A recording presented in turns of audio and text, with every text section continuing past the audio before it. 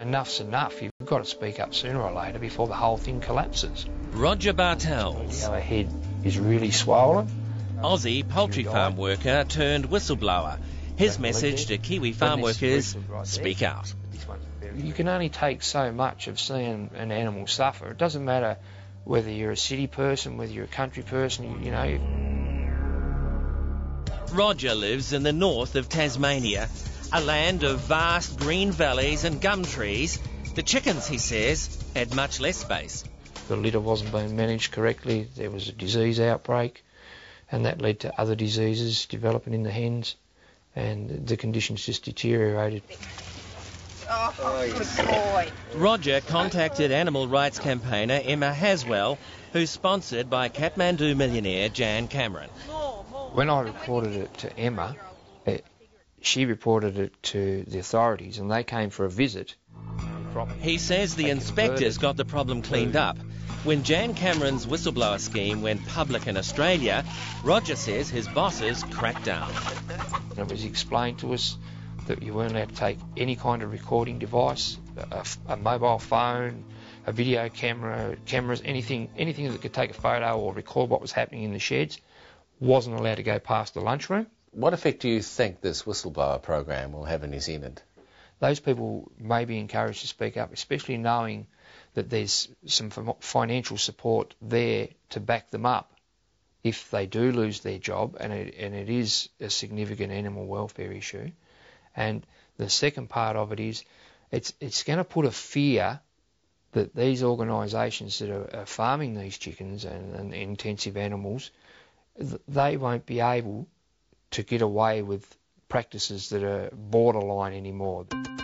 The headquarters of Aussie supermarket giant Coles, where the tide is already turning against factory farming. This time it's sow stalls. Well, we've been working with our fresh pork suppliers to come to an arrangement with them where they'll phase out using sow stalls on their farms by 2014. Coles' 700 stores across Australia have got the message: customers don't like pigs in cages.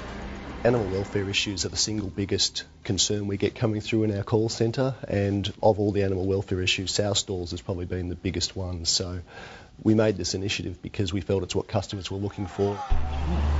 So that's her. So what you Down on the Aussie pig farm, Australasia's biggest pork producer has decided if you can't beat them, join them. We made a commitment to remove all of the sow stalls by the end of 2014. Yet Riverlea CEO Paul Patterson still maintains sow stalls aren't cruel. Science supports the use of sow crates, and particularly in early pregnancy.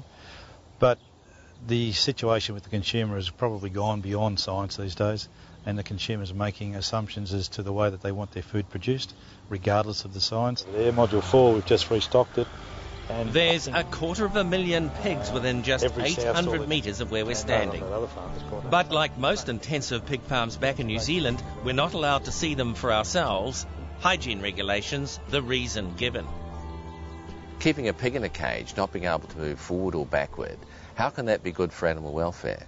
What you've just demonstrated is exactly the argument that the consumer puts forward, which totally disregards the science of the that's been applied to this whole method. The enormous amount of welfare research that's been done on that is brought back to the comment you just made.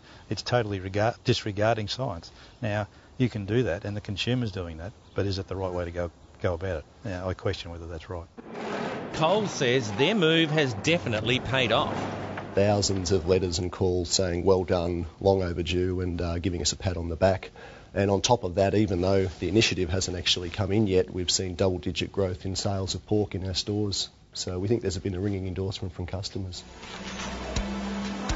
But what about the price of pork? Will getting rid of sow stalls put up the cost to consumers? Well, no, says Coles. They've vowed to absorb that cost themselves. They say it's well worth their while. Such is the popularity of the move, it's good business. Next question, will New Zealand supermarkets rise to the challenge? New Zealand's Progressive operates Woolworths, Countdown and Foodtown. The other big player in the Kiwi market is Foodstuffs. They operate New World and Pack and Save. Neither chain would appear on camera, but they do say, however, that they do offer uncaged pork as an option for customers, but they don't have any plans to match Coles' deadline for a ban on fresh pork from sow stalls by 2014. The warning to supermarkets from Jan Cameron: get ready for a media blitz. The most powerful people in this process are the consumers, and they can decide. She's already bankrolled SAFE for media advertising. In fact, advertising rather than whistleblowing is where Jan expects most of her $2 million to go. I think the most powerful aspect of this fund is the raising of public awareness. New Zealand brand has always been associated with very clean, environmentally conscious image. If you're torturing animals in the process, it sort of takes away from that image, doesn't it? But according to Pork Board CEO Sam McIvor, the public's got it wrong. Farmers are only acting in the pig's best interest. I mean, at the end of the day, pig farmers farm pigs because they enjoy them. And the New Zealand industry has actually put in place an independent welfare audit on pig farms. That's been supported by a label which gives consumers the assurance that if they're buying New Zealand pork, then the pork or the pigs will have passed the audit. But they could still be in a cage? At the end of the day, consumers have a choice. They can choose... but the answer is yes, they could still be in a cage.